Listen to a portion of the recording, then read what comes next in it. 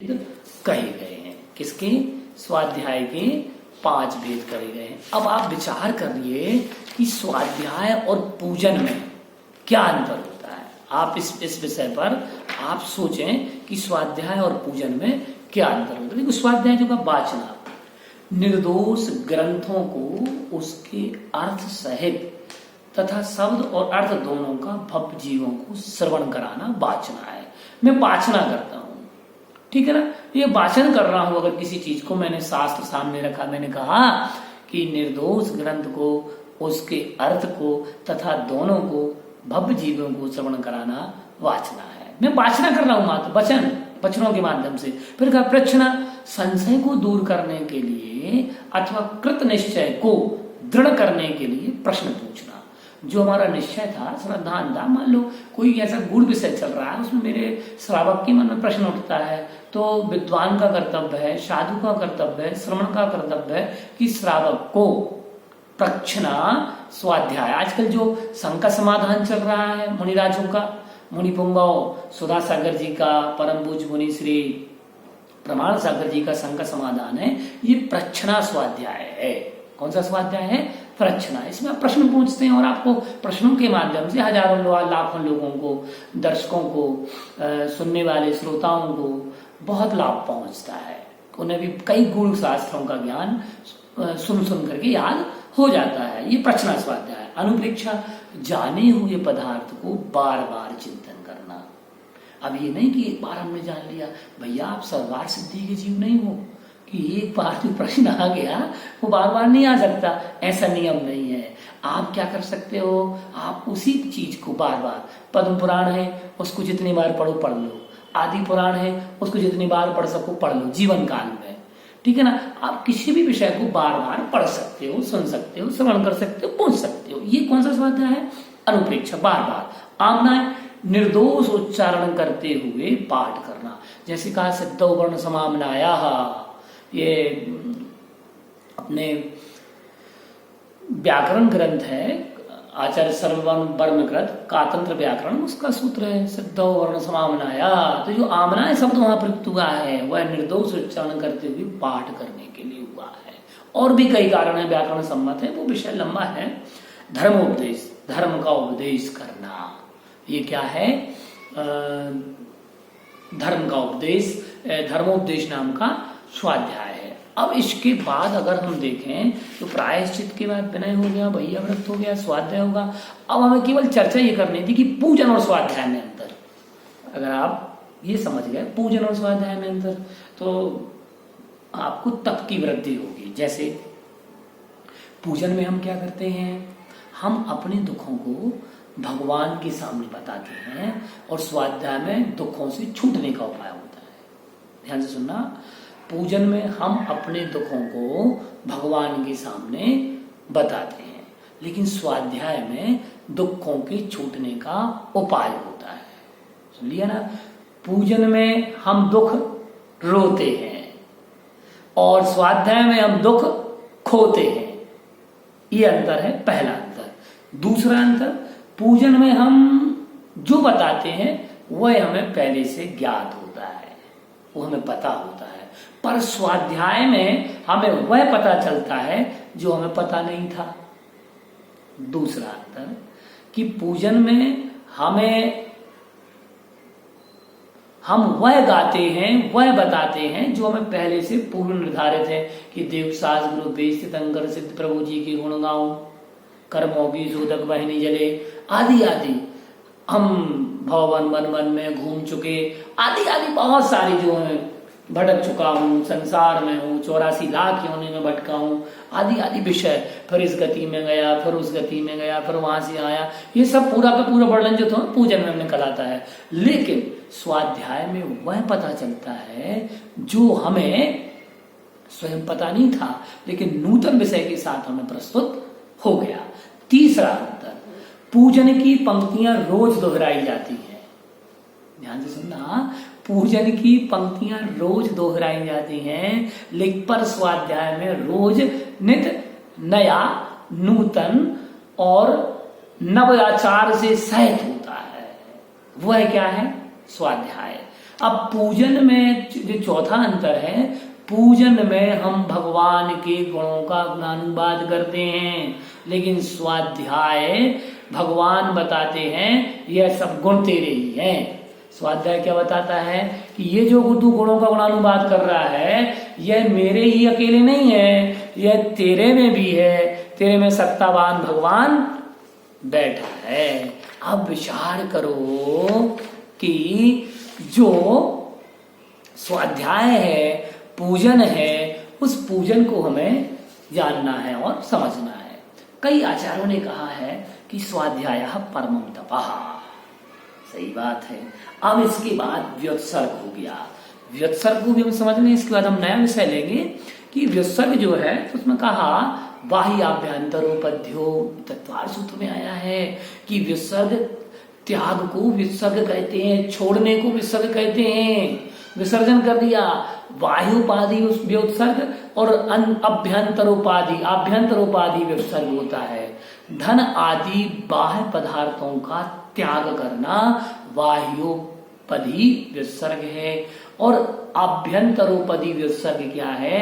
क्रोध, मान, माया, लोभ, असंयम, अतप, अत्याग, दुर्भाव, व्यसन जो है, इन सब का त्याग करना, खोटे भावों का त्याग करना, ये आभ्यंतरोपाधि व्युत्सर्ग है।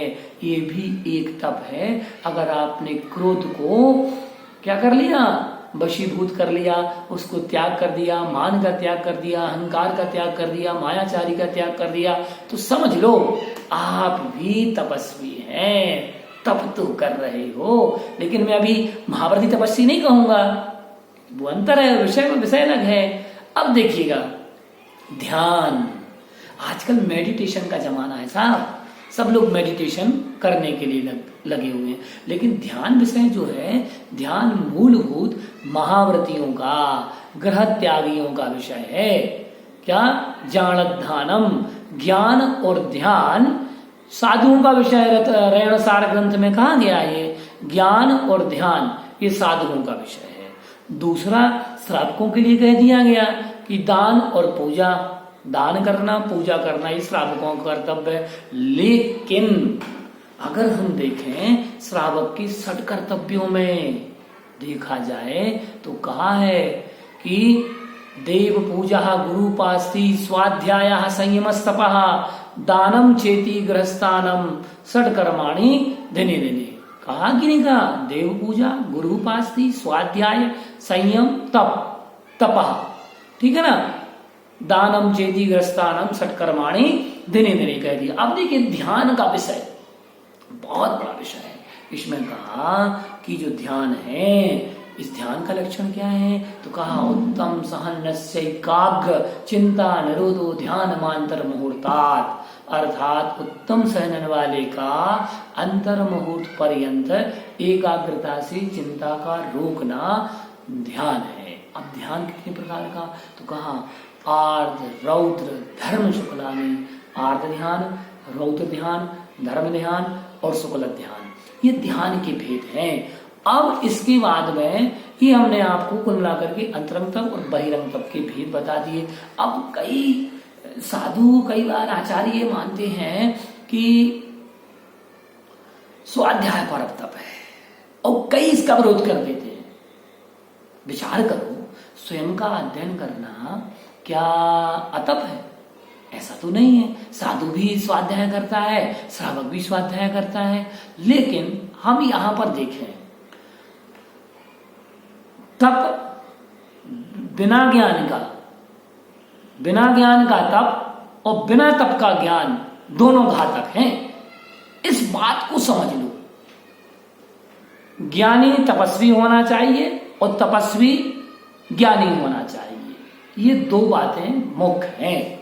अगर बिना ज्ञान के तप किया गया है तो वह तप नहीं माना जाएगा।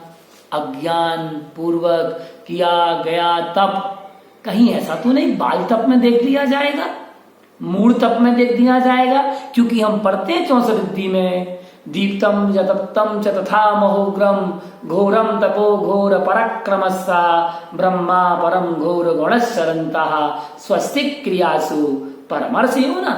64 रिद्धिधारी मुनिराजों में हम जो दीप्त तप के धारी हैं, तप्त तप के धारी हैं, महा उग्र तप के धारी हैं, महा तप के धारी हैं, उग्र तप के धारी हैं, घोर तप के धारी हैं और घोर पराक्रम तप के धारी हैं तथा अघोर ब्रह्मचर्य तप के धारी हैं। ऐसे 64 रिद्धि मुनिराज मेरा, आपका, हम सबका कल्याण करें। क्योंकि कहा है, जिस बिना नहीं जिन राज सीजे तुम लो जगत कीच में। विचार कर लो, जिस बिना नहीं जिन राज सीजे। आपने देखा है, आपके घर में कुकर तो होगा, कुकर में नीचे से अग्नि तपती है, फिर जल गर्म होता है, फिर उसमें चावल गर्म होते हैं, लेकिन क्या होता है, उसमें से जो भाप अंदर बन रही थी उसको विकारी भाव को दूर किया, जिस बिना नहीं जिन राज सीजे तूर लो जग कीच में। और जैसे ही कुकर की सीटी आती है और वह चावल सीज जाता है, तूर लो जग कीच में। विचार करो, तो ये जो ज्ञान है, तप है, ये दोनों एक दूसरे के पूरक हैं। क्योंकि कहा है, प्राकृत ग्रंथों में भी कहा है कि अज्जन में विझाणम पंचेन्द्रिय निकहम कसायपी ततो पंचम माले पयपवयण सारभास मेव कुज्जाहो। रयण सार ग्रंथ में कहा कि जिनागम का अध्ययन ही ध्यान है, उसी से पंच इंद्रियों और कसायों का भी निग्रह होता है। इसीलिए इस पंचम काल में जिनागम का अभ्यास करना चाहिए। पवयण सार, प्रवचन सार या जिनागम का ही कहा, जिनागम का अभ्यास करना चाहिए। पंचम काल की सारभूत इस ग्रंथ का अध्ययन अवश्य आवश्यक है। फिर कहा, सुदृणाण भाषम जूणा कुणदी सम्मम लाहोदी तवयरणम कुब्बंतो मूढ़मदि संसार सहाणुरत्तोसु। अर्थात जो श्रुत ज्ञान का आगम का अभ्यास नहीं करता, उसके सम्यक तपश्चरण नहीं होता। तपस्वी होने पर भी जिनागम का अभ्यास आवश्यक है। फिर कहा, और जो बिना ज्ञान अभ्यास के तप करता है वह अज्ञानी सांसारिक सुखों में अनुरक्त होता रहता है और संसार में फंस जाता है। आचार्य भगवान ने कहा कि ज्ञानेन ध्यान सिद्धि, ज्ञान से ध्यान की सिद्धि होती है, तथा ध्यानेन सर्व कर्म निर्जरा, और ध्यान से सर्व कर्मों की निर्जरा होती है। फिर कहा, निर्जरा फलम मोक्षम, निर्जरा का फल मोक्ष बताया है आचार्यों ने। और ज्ञानाभ्यासम तदम कुर्मः, अर्थात इसलिए ज्ञान का अभ्यास निरंतर करते रहना चाहिए। क्योंकि आचार्यों ने फिर एक सूत्र और कह दिया कि ज्ञानहीनो न जानाति धर्म पापम गुणा गुणम हेयो वहेयम विवेकम च जात्यंत इव हस्तिनम। कितनी बड़ी बात कह दी कि ज्ञानहीनो न जानाति, ज्ञान से विहीन व्यक्ति या जीव धर्म पाप अपाप पुण्य गुण अगुण हेय अहेय ग्राह्य अग्राह्य का विवेक नहीं जानता। क्योंकि उसकी स्थिति उसी प्रकार है जिस प्रकार एक अंधा व्यक्ति हाथी के स्वरूप को नहीं जानता। विचार करो। इसलिए कहते हैं, आचार्य भगवान कहते हैं कि जो साधु आरंभ धन धान्य उपकरणों में आकांक्षा रखते हैं, अब यहाँ केवल साधु से तात्पर्य नहीं है, यहाँ श्रावक भी इस बात पर फॉलो अप कर सकते हैं, तथा ईर्ष्यालु हैं, तथा व्रत गुण शील से रहित हैं, कसाय प्रिय हैं, कलह प्रिय हैं, वाचाल हैं, संग का विरोध करते हैं, कुशील हैं, स्वच्छंद हैं, गुरु के समीप नहीं रहते, अज्ञानी हैं और राजा आदि की सेवा करते हैं, वे साधु जैन धर्म के विराधक हैं। अर्थात अतपस्वी हैं, तप करते हुए भी अतपस्वी हैं। कहा आरंभे धन धन धन्य उभयरणे कम घिया तहा सूया, वह गुणशील विहीणा कसाय कलह पिया मोहरा, संग विरोह कुशीला संछंदा रहे गुरु कुला मूड़ा, रायादि सेवया थे जिण धम्म विराही या साहू। मतलब ये अतपस्वी है, सब कुछ करने के बाद भी। तो श्राप को सोच लो, जब कुंद कुंद भगवान ने तपस्या करने वाले साधु को, नग्न साधु के लिए ऐसा उपदेश दे दिया सुधारने के लिए, इसको अन्यथा मत मानना कि मैं ये ऐसी बातें क्यों बता रहा हूं इस प्रवचन के माध्यम से। लेकिन मैं श्रावकों को यह कहने के लिए बता रहा हूं कि आचार्य कुंद कुंद महाराज ने स्वयं साधु रहते हुए भी, साधुओं का उस समय ऐसा कुछ दौर आया होगा जब तो कहीं जाकर के रहन सार की रचना की है कि स्वयं साधु रहते हुए भी आचार्यों की संहिता लिखी, आचार्यों के नियम लिखे और कहीं ना कहीं उनमें सुधार की वृत्ति लाने के लिए ये बात कही होगी, ये तय है। तो श्रावक आप भी समझ लो, अगर आप भी श्रावकों के गुणों से रहित हैं, दान, पूजा, स्वाध्याय, ध्यान आदि षट आवश्यकों से आप विरोध कर रहे हैं, तो निश्चित है आप तपस्वी नहीं हो सकते और आप उत्तम तप को प्राप्त नहीं कर सकते। क्योंकि आचार्य भगवान कहा करते हैं कि देखिए, लोगों ने गलंत तो छोड़ दिया लेकिन मन गलंत नहीं छोड़ा। विचार करो, गलंत छोड़ दिया लेकिन मन गलंत नहीं छोड़ा। मन गलंत को छोड़ना उत्तम तप है, क्योंकि हम गणनाएं बहुत कर लेते हैं लेकिन हमने आज तक अंतर की गणना नहीं की है। और एक बात और बता दूं, सारे देश में जहां जहां दिगंबर संत विराजमान हैं, वहां वहां के राजा, आज वर्तमान में पंचम काल में मुख्यमंत्रियों की व्यवस्था है, प्रधानमंत्री की व्यवस्था है। नहीं तो अलग अलग राज्य के अलग अलग प्रधानमंत्री हुआ करते थे, मुख्यमंत्री हुआ करते थे अलग अलग। अयोध्या के आप उठा लीजिए रामायण को, और रामायण में भी, राम काल में भी उनके राम के राजा दशरथ के अलग अलग प्रधानमंत्री थे, अलग अलग जो उनके मुख्य रूप से जो सलाहकार थे वो अलग थे। लेकिन वो जितने सारे मुख्यमंत्री आज पंचम काल में हैं उनके लिए भी बता देना चाहता हूँ, जो भी राजा हैं, गांव का राजा है, सरपंच है या और भी लोग हैं, तो कहा है नीतिकारों ने, यस्य देशम समाश्रित्य साधवा कुर्वते तपः षष्ठ्यंशम नृपः तस्य लभते परिपालनात्। जिस देश में साधु लोग तपस्या करते हैं, निर्गंत साधु तपस्या करते हैं, उन राजाओं के लिए उनकी तपस्या का षष्ठम अंश, छठवां अंश उस नृप के लिए मिलता है, राजा के लिए मिलता है, प्रशासक के लिए मिलता है। इसलिए मेरा समस्त देश के समस्त मुख्यमंत्रियों, समस्त राजाओं से वर्तमान के यही प्रार्थना है कि आपके नगर में अगर कहीं साधु विराजमान है तो उनकी अभिनय मत करना, क्योंकि साधुओं की अभिनय विनाश का कारण बनती है।